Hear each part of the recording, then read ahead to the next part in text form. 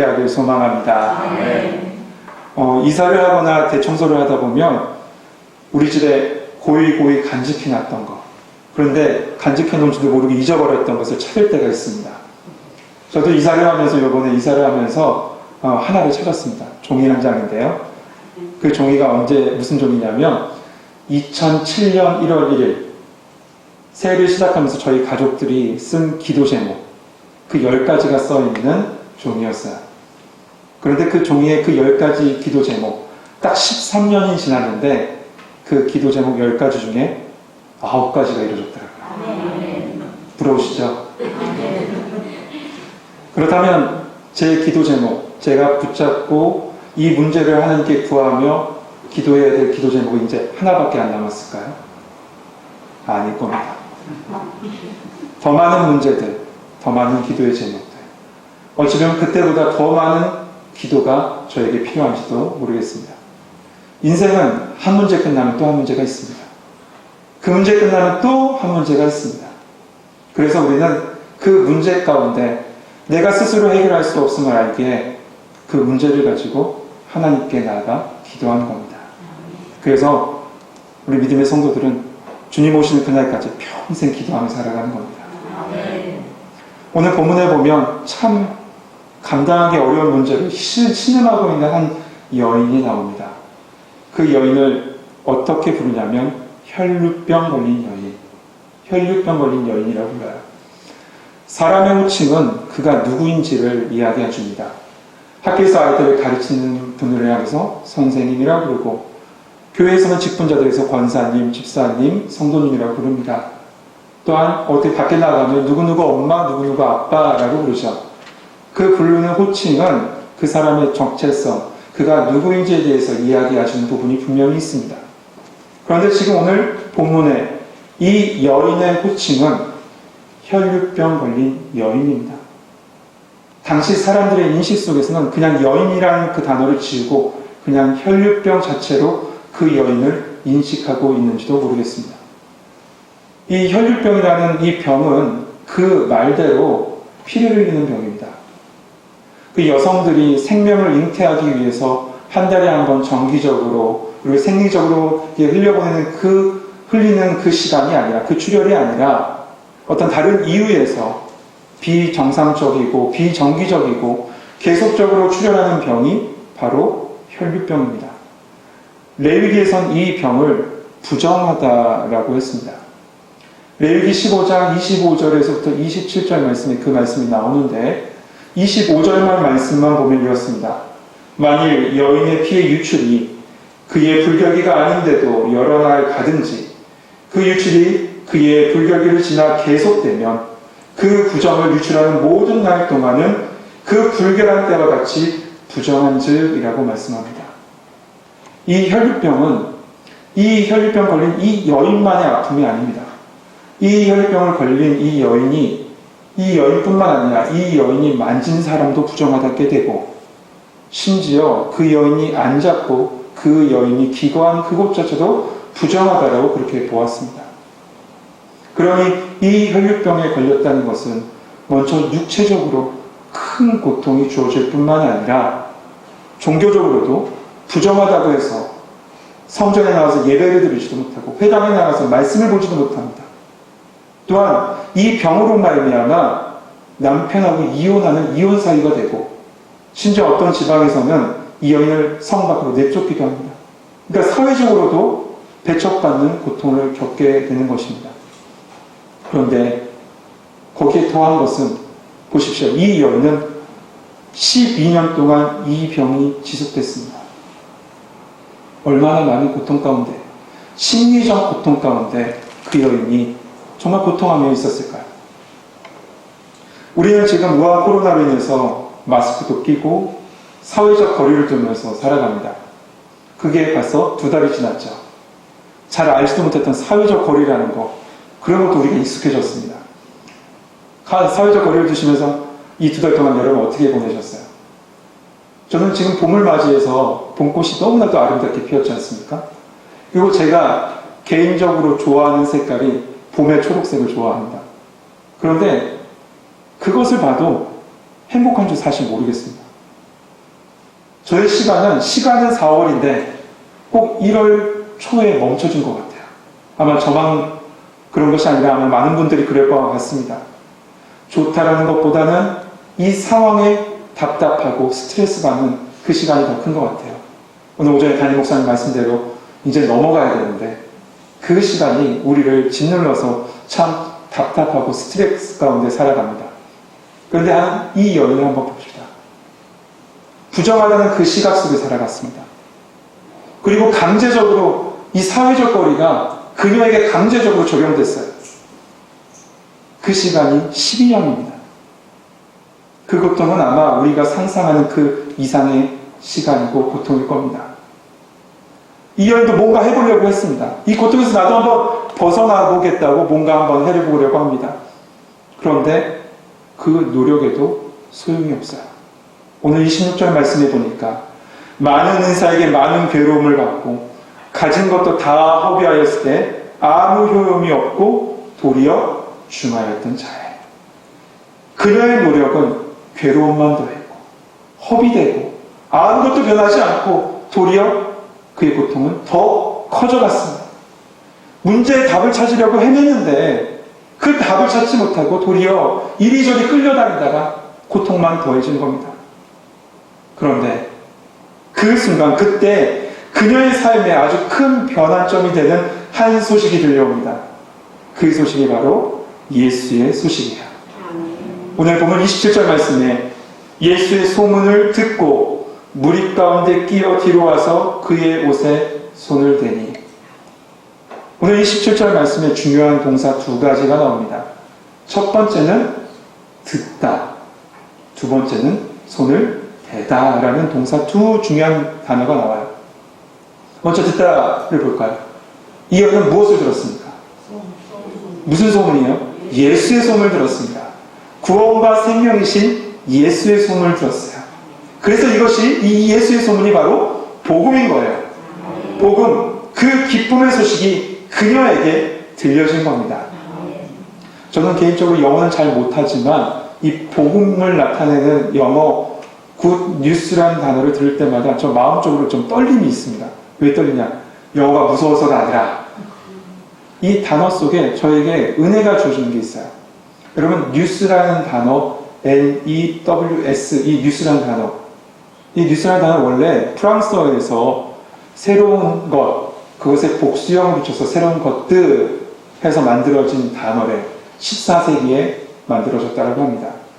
그런데 저는 그 단어가 꼭 약자처럼 보입니다. 어떤 약자냐면 North, East, West, South, 동서남북을 가르치는 단어로 저에게 그냥 느껴져요. 그러니까 저에게 복음이란 이렇게 정의됩니다. 동서남북 어디서든지 들려지고 들려졌고 들려져야 될 가장 좋은 소식, 그 소식이 바로 예수 그리스도다. 저에게 선교 열정이 이렇게 다가옵니다. 어느 곳에 치우치지 않고 동서남북 어디에나 들려져야 될 그 소식이 바로 가장 좋은 소식, 인생의 가장 좋은 소식이 바로 예수의 소식이라는 거죠. 이 뜨거운 사명이 저뿐만 아니라 우리 청운교회 모든 성도님들과 함께하길 소망합니다. 지금 그 소식이, 그 생명의 소식이 이 고통 중에 있는 그녀에게 들려진 겁니다. 첫 번째 단어 듣다 했습니다. 두 번째는 손을 대다. 예수의 소식을 들은 그녀는 어떻게 합니까? 주님께 나가죠. 그리고 예수님의 옷에 손을 댑니다. 사실 이 레위기 말씀, 이 율법, 그것을 통해서 그녀는 사람들 앞에 설 수 있는 자가 아니에요. 더욱이 어떤 다른 사람에게 가서 그 사람에게 손을 댄다? 그건 죽을 수도 있는 일입니다. 절대 있어서는 안 될 일이에요. 그럼에도 불구하고 예수님 만나기 위해서 쫓아갔고 사람들을 비집고 들어갔고 예수님의 옷자락에 손을 만진 겁니다. 그 순간 예수님의 옷깃에 손을 댄 그 순간 성경은 즉시 고침을 받았다라고 되어 있습니다. 할렐루야. 그런데 한번 생각해 보실까요? 예수님의 옷에 손을 댄 여인이, 사람들이 이 여인 한 명만 있었을까? 아닐 겁니다. 성경 좀 앞으로 가면 마가복음 3장 10절에 보니까 예수님께서 이렇게 말씀하셨는데요. 이는 많은 사람을 고치셨으므로 병으로 고생하는 자들이 예수님을 만나고자 하여, 만지고자 하여 몰려왔습니다. 라고 했습니다. 사람들이 예수님을 만져서 고침받으려고 했어요. 그래서 심지어 그 다음 구절에 보면 예수님께서 그 무리를 갖다 피하시기 위해서 제자들보러 바닷가에 배를 띄우라고 하십니다. 그리고 그 배 위에서 예수님은 말씀을 전하셨습니다. 지금도 마찬가지일 겁니다. 수많은 사람들이 예수님을 만지려고 했을 겁니다. 예수님께서 오늘 본문 말씀에 거라사 지방에서 지금 배를 타고 돌아오셨을 때 바로 앞절인 21절을 보면 큰 무리가 예수님께 모여들었고 예수님을 둘러쌌다라고 했습니다. 이 둘러싼 사람 중에 어떤 사람은 밀려서 예수님을 만졌을 거고 어떤 사람은 호기심에 예수님을 만졌을 거고 또 어떤 사람은 미신적인 행위로 아까 전에 그런 3장 10절에 있는 사람들처럼 미신적인 행위로 예수님을 만졌을 거예요. 하지만 오늘 본문에 나온 이 혈육병 걸린 여인의 만짐 그의 손길은 그들과 다릅니다. 이 여인의 손길은 바로 믿음의 손짓이었어요. 믿음의 만짐이었습니다. 그녀의 고백을 보십시오. 그녀의 고백 속에 이럽니다. 이는 내가 그의 옷만 손을 대어도 구원을 받으리라 생각함이러라. 이 고백 속은 이렇게 된 겁니다. 이 고백이 담겨 있는 겁니다. 예수님만이 나의 삶의 해결자다. 예수님만이 나의 주인 되시고 나의 하나님 되시다. 그것을 믿는 믿음으로 이 여인은 예수님께 손을 뻗었던 거고 그의 옷자락을 붙잡았던 겁니다. 그렇다면 어떻게 그녀에게 이런 믿음이 주어졌을 수 있을까요? 어떻게 그녀에게 이런 믿음이 주어질 수 있을까? 그것은 그녀에게 들려진 예수님의 복음이 그 복음이 이 여인에게 믿음을 그들의 심령 속에 그녀의 심령 속에 믿음을 심었고 그 심겨진 믿음은 믿음의 발로 예수님께 나아가게 하고 믿음의 손짓으로 예수님께 손을 뻗게 한 겁니다. 믿음은 분명히 말씀합니다. 믿음은 들음에서 나고 들음은 하나님의 예수 그리스도의 말씀으로 말미암느니라. 들려진 말씀 안에 하나님의 선물인 믿음이 그녀에게 주어져서 그녀의 인생 속에 새로운 생명의 역사를 이룬 것입니다. 요한복음 5장 24절에 이렇게 말씀합니다. 내가 진실로 진실로 너희에게 이르노니 내 말을 듣고 또 나 보내시는 이를 믿는 자는 영생을 얻었고 심판에 이르지 아니하나니 사망에서 생명으로 옮겨졌느니라. 이처럼 복음의 소식을 들었습니다. 그리고 믿음의 손을 뻗었고 그녀는 즉시 치유를 받습니다. 단순하게 현상이 멈춰진 게 아니에요. 그 순간만 잠깐 멈춰진 것이 아닙니다. 이 여러 복음서에서 마태, 마가, 누가복음에서 동일하게 이 본문을 다루고 있는데 오늘 마가복음만은 이렇게 얘기합니다. 확실하게 증거해요. 그 근원이 말랐다. 이 근원이라는 단어는 우물 혹은 샘이라는 단어인데 샘이 완전히 말라버린 겁니다. 근원이 말라버린 겁니다. 현상이 멈춘 것이 아니라 근본적인 문제가 해결받은 거예요. 이 사실을 치유받는 그 순간 이 여인은 알았습니다. 그리고 그 다음 절에 보니까 예수님도 그녀가 고침받은 것을 알았어요. 그 순간 예수님께서 많은 군중 앞에서 이렇게 말씀하세요. 누가 나를 만졌느냐고. 누가 나를 만졌느냐고. 예수님께서 이렇게 말씀하신 것은 그 이유가 있습니다. 뭐냐 하면 그녀의 고백과 그녀의 대답 속에 그녀가 예수님과 사람들 앞에 나와서 고백하는 고백, 그 고백으로 말미암아 예수가 그리스도 되시고 믿음의 은혜를 온 세상 사람들에게 선포하고자 특별히 그와 동행했던 야이로가 있었는데 야이로에게 선포하고자 예수님께서 그녀를 세우신 거예요. 그리고 말씀하신 겁니다. 누가 나를 만졌냐고. 그런데 이 질문 앞에 제자들은 어떻게 대답할까요? 제자들은 그것을 알지 못하고 이렇게 예수님을 꾸짖듯이 31절에 이렇게 얘기합니다. 무리가 에어싸 미는 것을 보시며 누가 내게 손을 대었냐 물으시나이까 하되. 이 말씀을 읽으면 우리가 한글로 된 성경이라서 꼭 왕에게 신하다, 전하, 누가 이렇게 만졌는지 상고하시지 않습니까? 아주 정중하게 상소를 올리는 것처럼 보이지만 사실 원어적으로 보면 이렇습니다. 예수님, 보이지 않으세요? 지금 상황 보이지 않으세요? 상황이 이런데 이 상황에 있는데 누가 만졌냐고요? 그걸 저희들에게 물어보시면 왜 이렇게 무명하게 물어보세요? 라는 말투예요. 우리는 간혹 예수님을 내 생각 속에 제한할 때가 있습니다. 복음의 능력을 내가 이해하는 상황 속에 그 상황 속에 예수님을 그 상황에 맞춰 예수님을 해석해요. 예수님뿐만 아니라 우리의 삶의 모든 것이 다 그렇습니다. 나의 이해 속의 모든 상황을 해석하는 것. 한 예를 들면 영화 보다 보면 외계인 나오는 영화가 있습니다. 그 외계인 모습이 어때요? 이상하게 생겼죠. 지금 우리 이 땅에서 보여지지 않는 어떤 이상하게 생긴 모습의 그 외계인들이 이 영화에서 나옵니다. 근데 자세히 한번 보면 그 외계인들을 자세히 보면 하나하나 다 우리가 아는 것들이에요. 눈은 악어에서 갖고 오고 다리는 문어에서 갖고 오고 입은 돼지에게서 갖고 오고 이건 제 얘기가 아니라 과학자들의 얘기예요. 과학자들의 그룹입니다.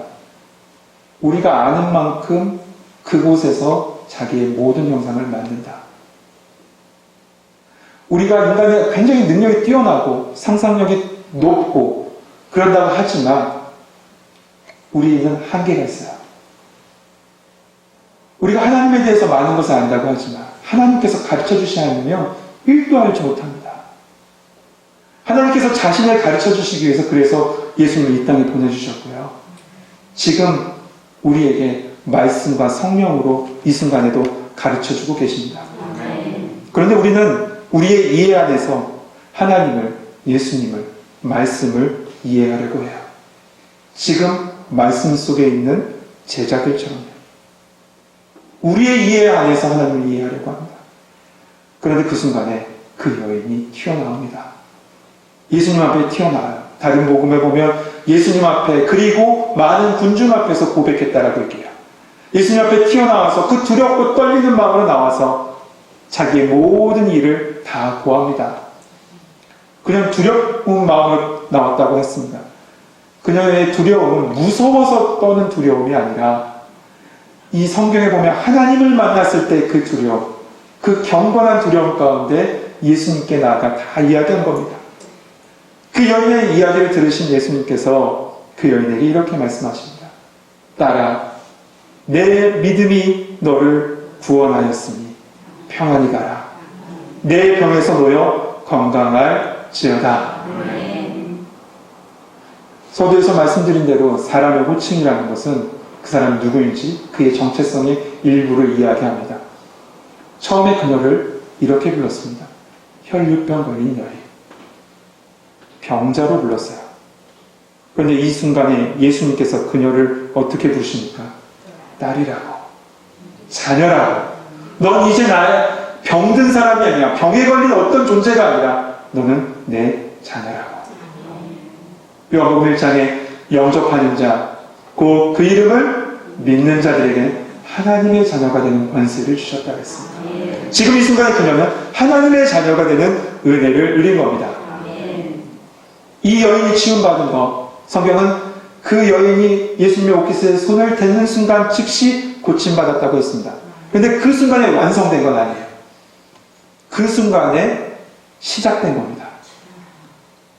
이 여인은 그 순간에 그 고침이 시작되고 즉각적으로 이루어졌지만 오늘 예수님께서 마지막 말씀, 따라 내 믿음이 너를 구원하였으니 평안히 가라. 내 병에서 노임받았느니라. 이 말씀이 선포되는 순간 그의 안에서 완전한 치유, 완성이 이루어진 것입니다.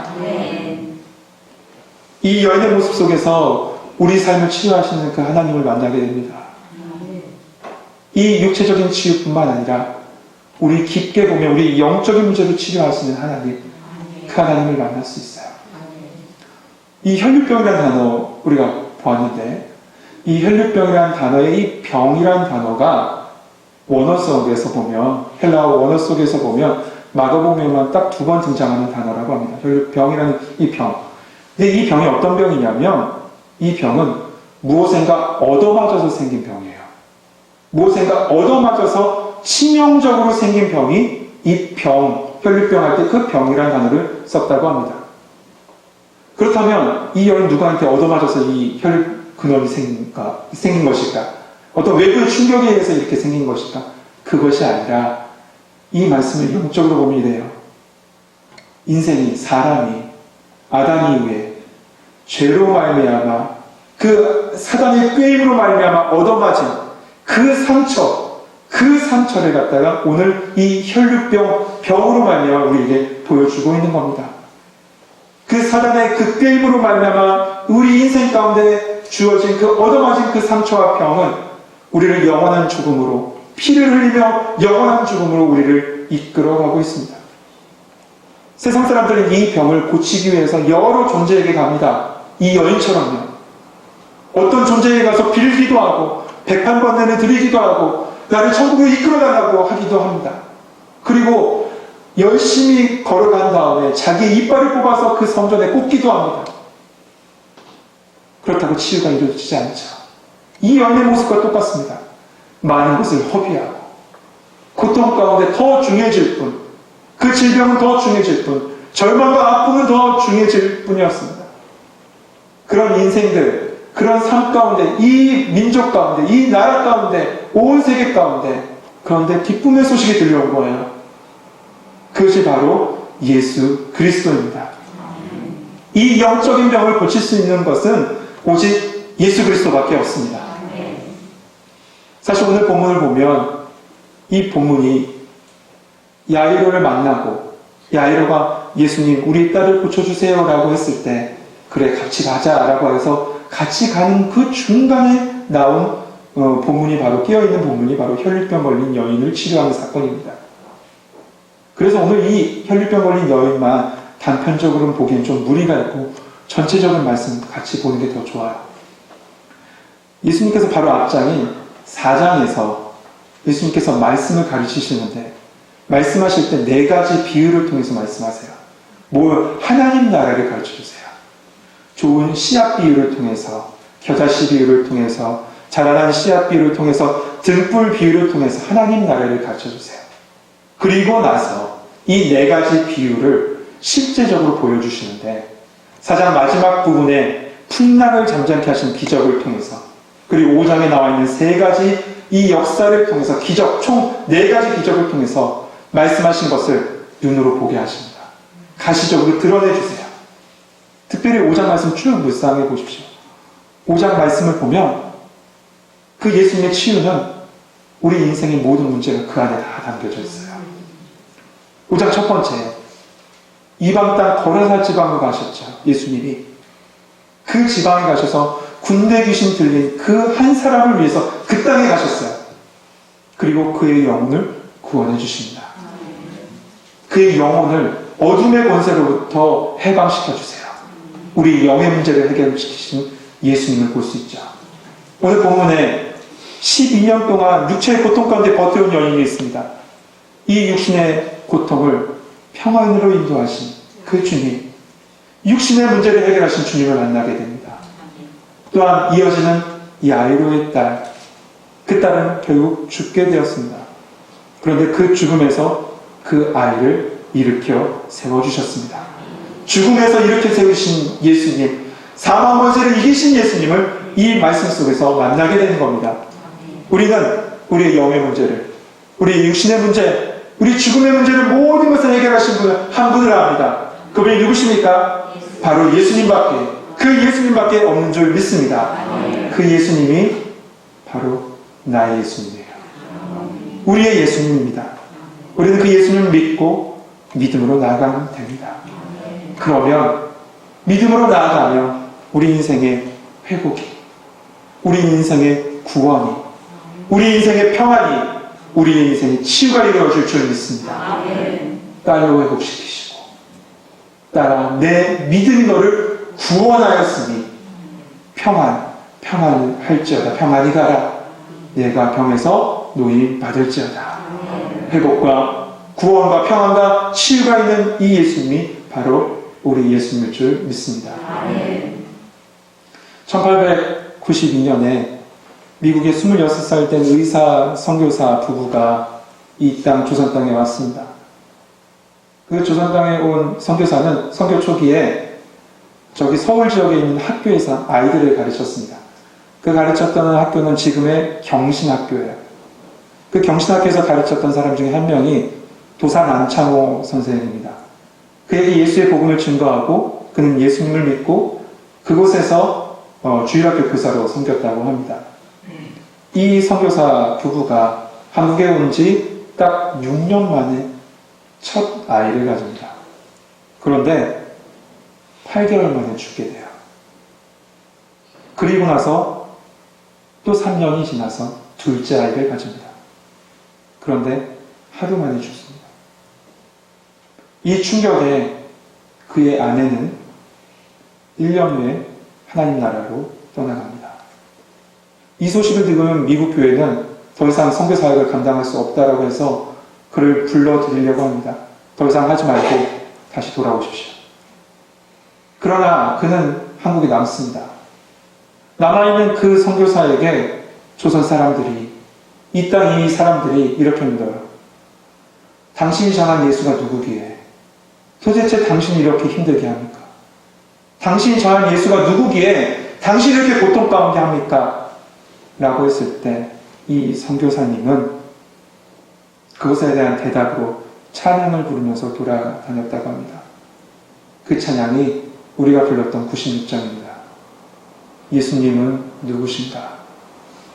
우는 자의 위로와 없는 자의 풍성이며 천한 자의 노임과 특별히 3절 추한 자의 정함이며 죽은 자의 생명이며 죄인들의 중보와 멸망자의 구원되고 우리의 생명 되십니다. 사랑하는 성도 여러분, 예수님이 누구십니까? 예수님은 나의 영과 육과 삶의 모든 부분을 고치시고 우리를 사망에서 생명으로 옮겨주신 주님인 줄 믿습니다. 그 예수님이 나를 위해 이 땅에 오셨습니다. 그 예수님이 나를 위해 십자가 지셨습니다. 그 예수님이 나를 위해 부활하셨습니다. 예수님께서 그 오신 이유, 그 뜻을 이루시기 위해서 십자가의 길을 걸어가신 그 순간을 기억하며 기념하는 시간이 바로 고난주간입니다. 이번 주간 이제 고난주간 시작됩니다. 나를 위해 오신 그 주님, 그 예수님을 묵상하면서 오늘 하루도 믿음의 걸음, 믿음의 손짓, 믿음의 고백이 우리 모든 청국교회 성도님들과 함께하길 주님의 이름으로 축복합니다. 기도하겠습니다. 은혜로우시고 사랑이 많으신 하나님,